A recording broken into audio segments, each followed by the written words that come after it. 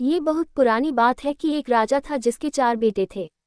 उसने उनको कह रखा था कि वे दिन रात उसके राज्य में पहरा दें और देखें कि उसके राज्य में कोई दुखी तो नहीं है, किसी को किसी चीज की जरूरत तो नहीं है। एक सुबह की बात है कि सबसे बड़े राजकुमार को पहरा देते समय एक जोगी मिल गया। वह जोगी एक तालाब के किनारे बैठा हुआ था और उसके पास 4 घोड़े घास चर रहे थे। उसने देखा कि वे घोड़े, जितने भी घोड़े उसके पिता के पास थे, उनसे कुछ अलग ही नस्ल के थे और उनसे अच्छे भी थे। सो वह जोगी के पास गया और उससे पूछा, ओ जोगी, तुम कौन हो और तुम यहाँ कब आए? तुम्हें यहाँ क्या चाहिए? जोगी बोला, मुझे तुम चाहिए। राजकुमार ने आश्चर्य से पूछा, मैं क्यों? मैं इस देश के राजा का सबसे बड़ा बेटा हूँ। मेरे पिता ने मुझे इस देश को देखने भालने के लिए कहा है कि मैं ये देखूं किसी को किसी चीज की जरूरत तो नहीं है। तो तुम ये बताओ कि तुमको किसी चीज की जरूरत तो नहीं है। जोगी ने फिर वही जवाब दिया, मुझे केवल तुम चाहिए और कुछ नहीं। पर अगर तुम्हें कुछ चाहिए तो तुम मुझे बताओ, मैं तुम्हारे लिए वह ला दूंगा। राजकुमार बोला, ओ जोगी, मैं तुम्हारे इन बढ़िया घोड़ों में से एक घोड़े पर सवारी करना चाहता हूँ। जोगी बोला, ठीक है, तुम अपनी सवारी के लिए कोई सा एक घोड़ा ले लो, पर ध्यान रखना कि शाम होने से पहले पहले इसे यहाँ वापस ले आना। जब तुम यहाँ आओगे तो मैं उम्मीद करता हूँ कि मैं तुम्हारी दिन भर की सवारी के बारे में तुम्हारे कुछ अनुभव जरूर सुनूंगा। राजकुमार ने एक घोड़ा चुना और उस पर सवार होकर चल दिया। जैसे ही राजकुमार उस घोड़े पर चढ़ा तो उस घोड़े ने तो बहुत तेजी से भागना शुरू कर दिया और वह एक जंगल की तरफ जा रहा था। वह एक सब्जी के बागीचे के पास जाकर रुक गया। उस बागीचे के चारों तरफ ऐसी बाड़ लगी थी कि उसके अंदर कोई नहीं घुस सकता था। राजकुमार जंगल की तरफ कुछ दूर और गया और फिर वहां से लौटने लगा। जब वह वापस लौट रहा था तो उसने देखा कि उस सब्जी के बागीचे के बाड़े में लगे सारे डंडे हंसिया बन गए हैं और बागीचे में से सब्जियां काट रहे हैं। ये देखकर उसे आश्चर्य तो बहुत हुआ, पर उसकी वजह उसकी समझ में नहीं आई कि ऐसा कैसे हुआ। वह वहां से चलकर जोगी के पास आ गया। जोगी ने उससे पूछा कि उसकी घोड़े की सवारी कैसी रही, उसने रास्ते में क्या कुछ देखा। राजकुमार बोला, मैंने एक बागीचा देखा जिसके चारों तरफ एक ऐसी बाड़ लगी हुई थी जिसमें से अंदर जाना नामुमकिन था। मैं उससे थोड़ा और आगे चला गया। फिर जब मैं वापस लौटकर आया तो देखा कि उसी बाढ़ के डंडे हंसिया बने उस बागीचे में से सब्जी काट रहे हैं। जोगी ने पूछा, जानते हो इसका क्या मतलब है? राजकुमार बोला, नहीं, मैं तो नहीं जानता। जोगी बोला, नहीं जानते? और तुम्हारे पिता ने तुमको इस राज्य की देखभाल करने के लिए कहा है, जाओ तुम पत्थर के हो जाओ। जोगी के ये कहते ही राजकुमार पत्थर का हो गया। अगली सुबह राजा का दूसरा बेटा शहर की देखभाल के लिए निकला। वह भी उसी जोगी के पास पहुंच गया। उसने भी जोगी के बढ़िया घोड़े देखे तो वह भी उन बढ़िया घोड़ों को देखकर बहुत खुश हो गया। वह भी जोगी के पास रुका और उससे पूछा कि वो कौन है और वहां कहाँ से आया है।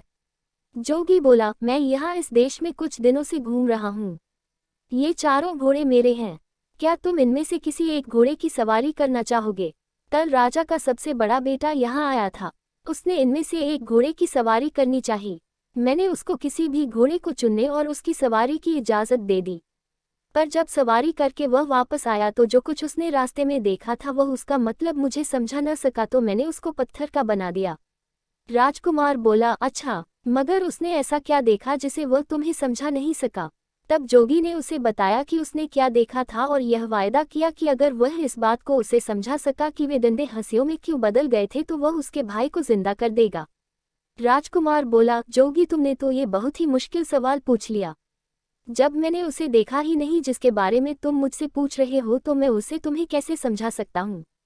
हाँ, अगर मैं तुम्हारा एक सुंदर घोड़ा ले जाऊं और उसे देखाऊं तो शायद मैं तुम्हें समझा सकूं। जोगी ने उसको इजाजत दे दी और वह एक घोड़ा लेकर वहां से चला गया। वह घोड़ा भी उसको एक जंगल की तरफ ले गया। वहां जाकर उसने देखा कि नई पैदा हुई बछिया अपनी मां को दूध पिला रही है। वह बहुत देर तक इस अजीब दृश्य को देखता रहा और फिर जोगी के पास लौट आया। जोगी ने पूछा, तुमने रास्ते में क्या देखा? राजकुमार ने उसे बताया कि उसने देखा कि नई पैदा हुई बछिया अपनी मां को दूध पिला रही थी। जोगी ने उससे भी पूछा, क्या तुम बता सकते हो कि इसका क्या मतलब हुआ? राजकुमार बोला, मैं नहीं जानता।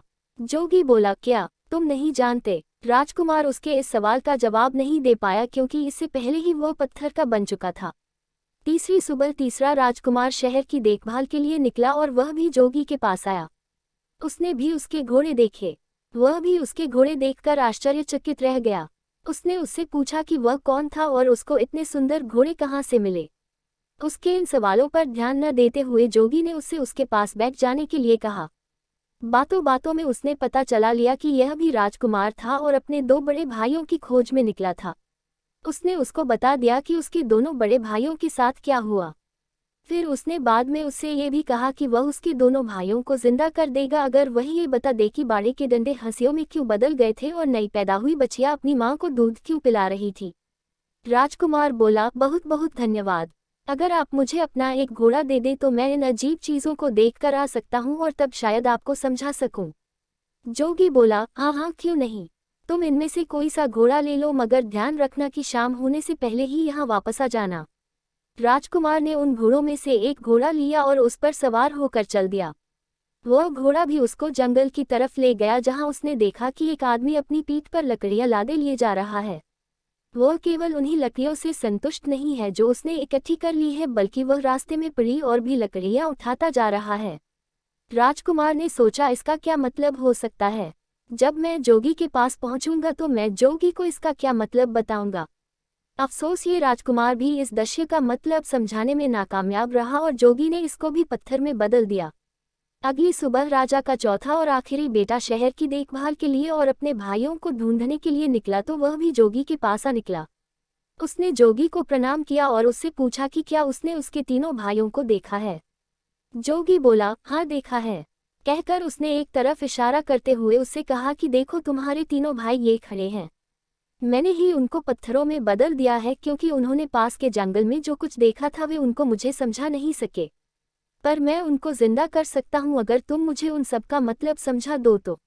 इसके बाद उसने उन राजकुमारों द्वारा देखे हुए तीनों दृश्य उसको बता दिए। राजकुमार बोला, अगर आप मुझे अपना एक घोड़ा सवारी के लिए दे दे तो शायद मैं उनका मतलब बता सकूं। मैं खुद उस जंगल में जाकर उनको देखना चाहता हूँ। जोगी ने उसको इजाजत दे दी और राजकुमार उन घोड़ों में से एक घोड़ा लेकर जंगल की तरफ चल दिया। जब वह जंगल में पहुंचा तो वहां उसने एक तालाब देखा जिसमें से पानी बह बह कर निकलकर दूसरे तालाबों को भर रहा था। उस समय वह बड़ा वाला तालाब खाली था क्योंकि उसका सारा पानी उन छोटे तालाबों को भरने में लग चुका था।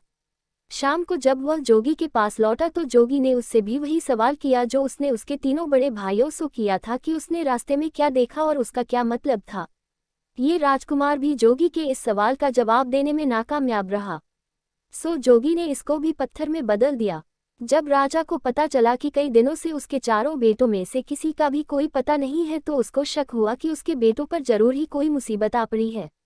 अब वह खुद उनको ढूंढने के लिए निकल पड़ा। ढूंढते ढूंढते वह भी जोगी के पास आया। उसने भी जोगी से पूछा, जोगी जी क्या आपने मेरे चारों बेटों को कहीं देखा है। जोगी ने एक तरफ खड़े 4 पत्थर के खंभों की तरफ इशारा कर दिया। राजा ये देखकर सकते में आ गया। उसके मुंह से निकला, कहीं आपका यह मतलब तो नहीं कि वे पत्थर में बदल गए हैं। जोगी बोला, हाँ ये ही है वे। मैंने ही उनको पत्थरों में बदल दिया है क्योंकि वे मुझे जंगल में देखे हुए कुछ दृश्यों के मतलब नहीं समझा सके। फिर भी मैं उनको जिंदा कर सकता हूँ अगर तुम उनका मतलब मुझे समझा दो तो। अगर तुम्हें चाहिए तो तुम मेरा एक घोड़ा लेकर जंगल जा सकते हो। राजा बोला, नहीं धन्यवाद, इसकी कोई जरूरत नहीं है।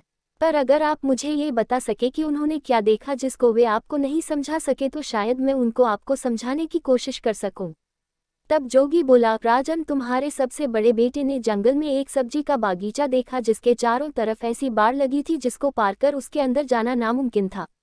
पर जब वह वहां से लौटा तो उसने देखा कि उस बाड़ के डंडे हंसिए बनकर उस बागीचे की सब्जी काट रहे हैं। इसका क्या मतलब है। राजा बोला, यह एक ऐसे आदमी की तस्वीर है जिसके पास कुछ पैसा सुरक्षा के लिए रखा गया हो और जब उस पैसे का मालिक अपना पैसा उससे वापस मांगने आया हो तो उस आदमी ने उसके पैसे को या तो कहीं छिपा दिया हो या फिर उसे खर्च कर दिया हो जिससे कि उस पैसे के मालिक को उसका पैसा न मिल पा रहा हो।